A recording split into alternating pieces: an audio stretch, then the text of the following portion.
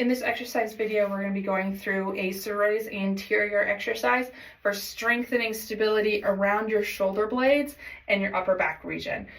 So this is great for people who have shoulder pain, obviously, neck pain, upper back pain, and can be actually really helpful if you're having just full body pain or lack of stability through the core.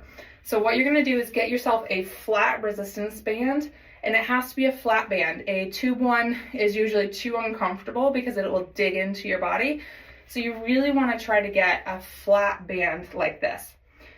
Step number one is to get it positioned underneath your armpits on the backside of your shoulder blades. So just like that, trying to lay it flat as possible. So it's going underneath your armpits here. Hold on to the end of the band with your hands, and then you're going to straighten your arms straight in front of you. So kind of walk out those elbows so we're not moving the elbows as we do this exercise. So side view, this is what it looks like. You can do this sitting or standing. So once you're here, get your tall posture, core engaged, and then you're going to punch your fists forward and then slowly return back. All this motion is happening from your shoulder blades moving on your rib cage and not your arms. So you should not see the elbows bending at all as you're doing this exercise. So looking at a side view, straight arms, we're going to round those shoulder blades and punch the hands forward and then slowly return back. So it's just the shoulder blades moving on your rib cage.